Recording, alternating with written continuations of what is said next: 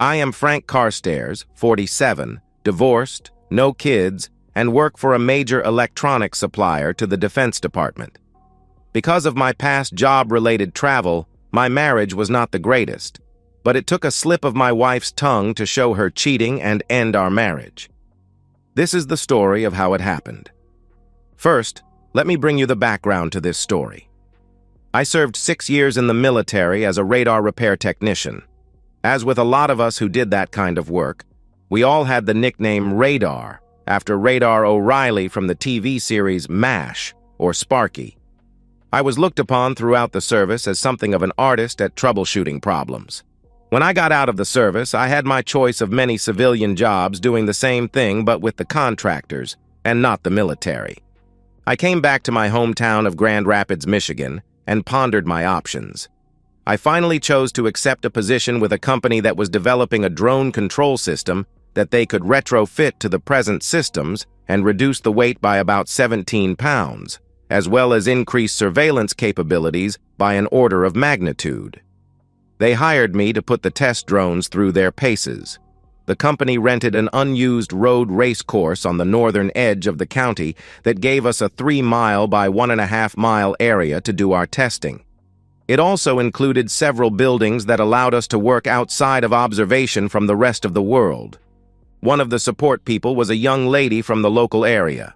When I was introduced to her, I was gobsmacked, as our English friends say.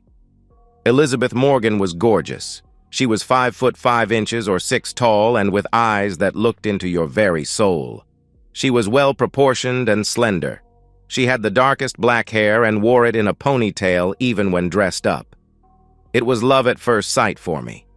As neither one of us was, at the time, part of the management team, we were not constrained, but any non-fraternization policy. When I asked Liz for a date, she said she was going out regularly with a man from the neighborhood where she lived. She said at that time that things seemed to be slowing down, so she would let me know if they broke up. Our testing showed that our package delivered everything that it was designed to do. We lobbied through a local member of Congress to get some decommissioned Predator and other military drones to enable us to design interfaces for our controls. I was then hired as a permanent full-time employee. I requested that Liz be part of my support staff and refused to sign the non-frat unless she was exempted. The argument that I made was that I had already approached her for a date, and as such it was a pre-existing relationship. Surprisingly, the company and HR agreed. After our successful conversions, I was tasked with flying out to White Sands Missile Base in New Mexico to give a demonstration to a joint military group. There were officers and support staff present from the Army, Navy, Marines, and also the Coast Guard. Liz had made the trip and had by this time accepted a few dates from me.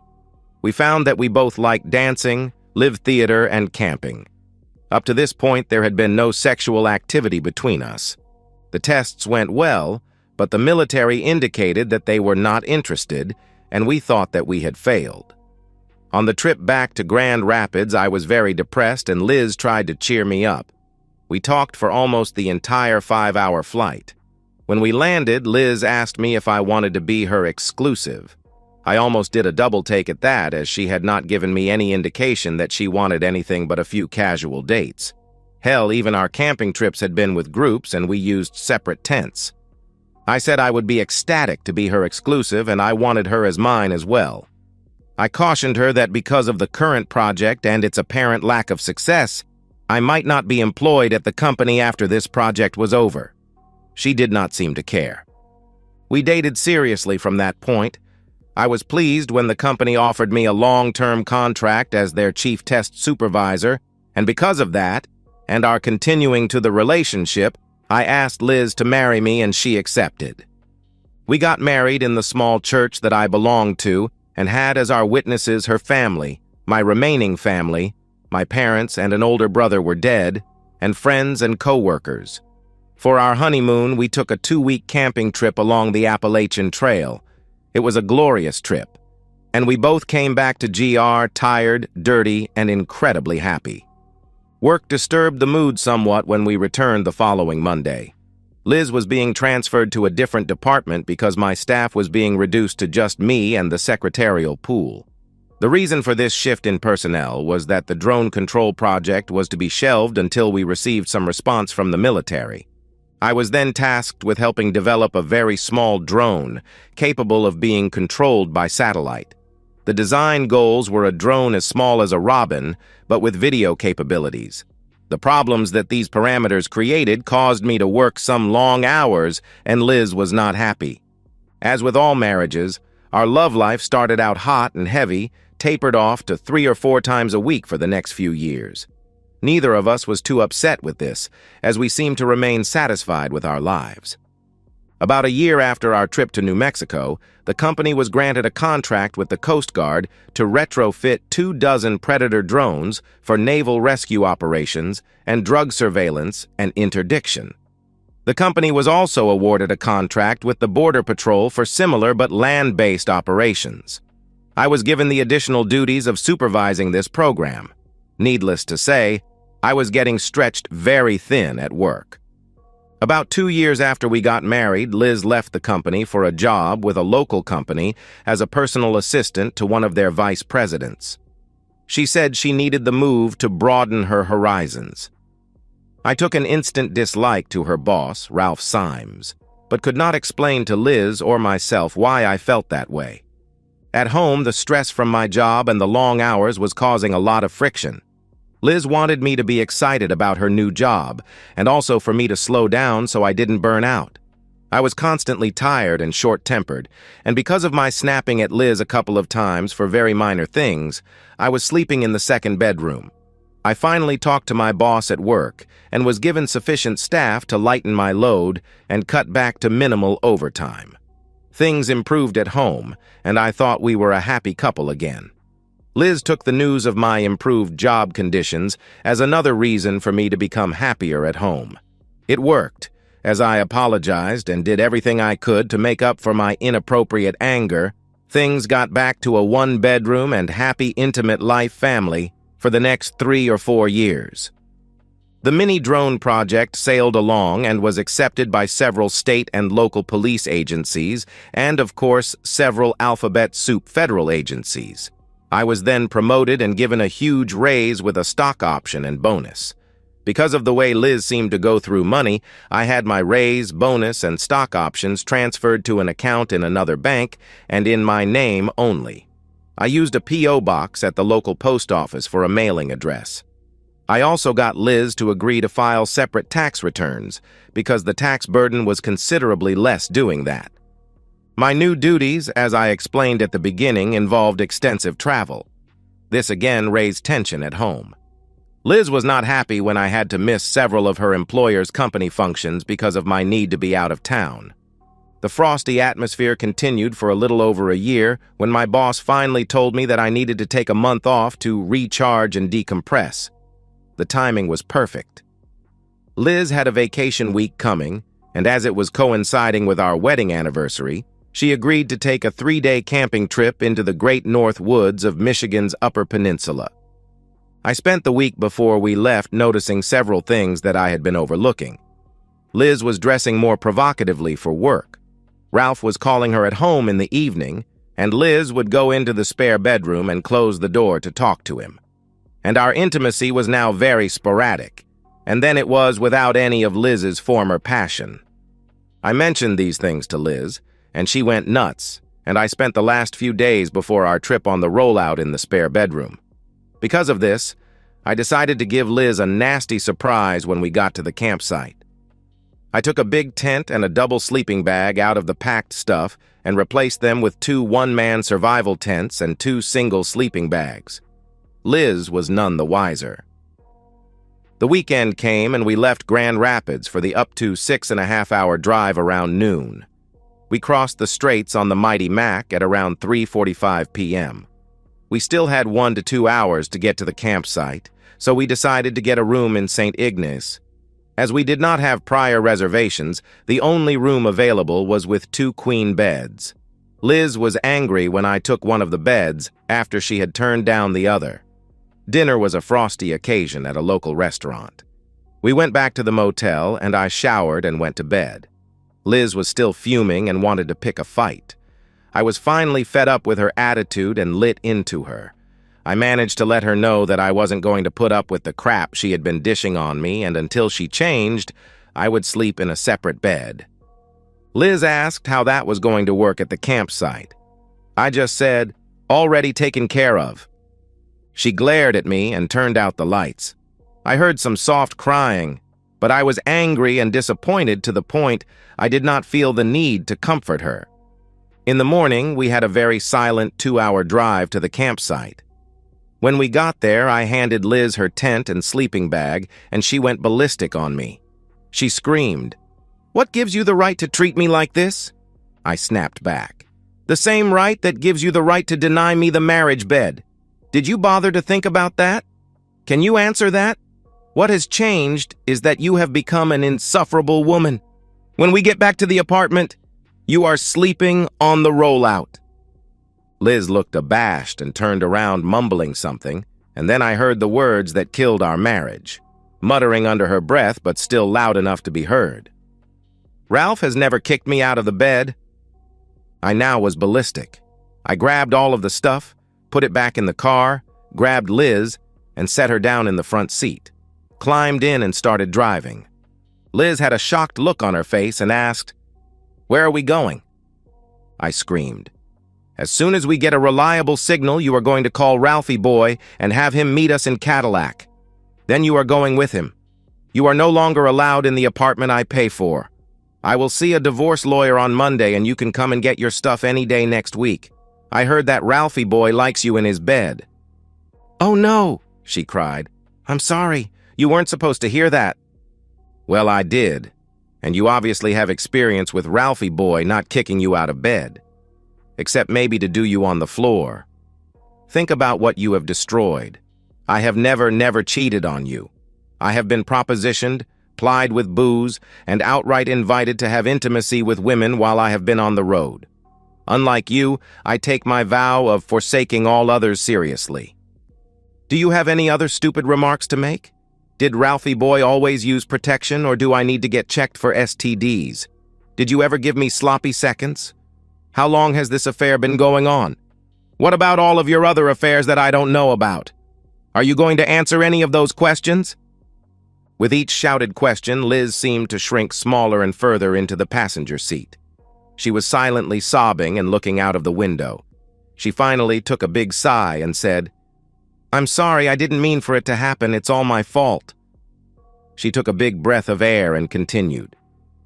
"When you didn't show up at some of the company functions, Ralph started making smarmy cracks about how if he were my husband, he would not be so inattentive. Finally, I fell for his line. We started having intimacy about 8 months ago. He is the only person that I've been cheating with. It was almost over, and I told him last week that I was going to use this trip to try and rekindle the intimacy that we lost in our marriage." I stopped her right there. "Is that why you kicked me out of our bedroom this week? To rekindle the intimacy? You still haven't said if you used protection or if you took any other precautions against things like, oh, I don't know, pregnancy." She shrank back into the seat and sat silently until we reached St. Ignace again. I put my cell phone on the speaker setting and handed it to her. Then I told her, "Call Ralphie boy and let him know we are coming, and if he doesn't come and get you, I will drive to his house and drop you off there. I am sure his wife will love that." I was on a roll now. "You might also tell him that he needs to watch his back, because while I will not harm him, I'm sure others in his company might when they find out what you two have done. I am pretty sure that you are not Ralphie boy's only woman, and he will wonder how many of the ladies in the office are finding irate husbands will want a piece of him." She called the number, and a lady, Ralph's wife, answered. Before Liz could say anything, I said, "This is Frank Carstairs, and I need to talk to your husband about his affair with my wife. If he won't come to the phone, I will see him in a few hours when I drop his woman off at your front door." I heard a sob and a woman scream, "Ralph, get your sorry back down here and talk to this person on the phone. I'll start packing your stuff." Ralph came on, and I signaled Liz to start talking. She sort of hemmed and hawed and finally said, Frank has found out about us and he insists that come to Cadillac and pick me up, or else he will drop me off at your front door.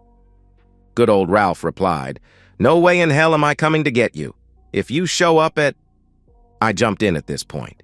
"Yes, Ralphie boy, you will come and get her, or I will go and sit on the threshold of the personnel office door with a notice of an inappropriate sexual liaison between a supervisor and a subordinate. We are almost to the straights now, so you better get your back in gear." He started to bluster. "You can't prove anything." I said, "Maybe not. But the lawsuit and a sexual harassment complaint from a spouse will not going to be ignored. See us at the Meyer parking lot on Boone Road in about 2 hours. Remember, if you are not there, your wife will get to meet my wife and her tale of woe. Your choice." He then started screaming, "You cheating woman! Liz, you have cost me my marriage." I interrupted again. "It takes two to cheat. I'll bet that if I file the lawsuit and subpoena your personnel records, I will find other complaints of sexual impropriety." I could almost hear his shoulders fall. "All right, you son of a blip. I'll be there." As we were getting closer to Cadillac, Liz started pleading to let her stay in the apartment. She cried that she would do anything to stay with me. This really angered me, and I just let her have it. "You cheating woman, you don't care about me, or you would have been more supportive, more loving, and much more understanding. I did nothing to push you into an affair. I was working hard because I wanted you to have everything. I did not want to work those hours, but the job required it. I would not and will not find a job that will pay as well or have as much chance to improve my position as in this company. If our marriage was so important to you, how do you justify what you have done to destroy it? Does forsaking all others ring a bell in your addled mind? What you have done has destroyed us. It has destroyed all that was good with us. It has destroyed, in all likelihood, your lover's marriage and home life. Is any of this getting through?" Liz was crying now. "I just shut up for the rest of the drive to Cadillac." When we got there, I wondered if Ralph was the violent type, or if my actions had pushed him over the edge. He was sitting in his car looking like someone had kicked his dog. I felt no sympathy. Liz spent a few seconds pleading her case. I made her give me her engagement and wedding rings. She started wailing, but I felt nothing but sorrow as I forced her out of the car. When the door closed, I started the drive of 110 miles back to Grand Rapids. I thought that my life might just as well be over. I was not paying a lot of attention to my driving when Ralph came flying past me, and he must have realized, or Liz told him, that it was me he just passed. I saw him exit at 17 Mile Road. After I passed that exit, I again was only half paying attention when my car was hit in the rear by another. I lost control, and from the police reports, my car rolled over 4 times before coming to rest in the median on its wheels. I was not conscious and was airlifted to the local trauma center emergency room. It turned out I only suffered a severe concussion and rub burns from my seatbelt and the airbags. The police didn't even try to talk to me that night. And when they asked about the accident the next day, they acted like they already knew who had done what and what had caused the accident. It turned out that they did. Liz ratted out, "Ralphie boy." When he got off at 17 Mile Road, it was only to let me pass again. He then sped up to catch me and rammed my car. Unfortunately for Ralph, something fell off my car and jammed his steering so he could not get away. The police arrested him and he was charged with reckless driving, speeding, reckless endangerment, and attempting to flee a personal injury accident. His wife refused to bail him out, and Liz had no money for a cab, so a nice cop drove her over to our apartment. I spent 2 more days in the hospital. When I was discharged, no one was there to pick me up. I finally called a taxi and went to the apartment. What I found there was not a complete surprise. Everything that Liz had had in the apartment was gone. Her cell phone and her apartment and car keys were on the kitchen table. There was also a note. The note said, "Frank, I know it doesn't seem like it, but I am ashamed of what I have done to you and to our marriage. I am sorry for the hurt that my actions have caused you. I wish I could say that we can fix this, but knowing you, I do not think it will happen. I am going to stay with my parents. If you decide to go for a divorce, I will be there for a few days. If divorce is what you want, I won't fight it. All that I want, if we divorce, is what I have already taken from the apartment.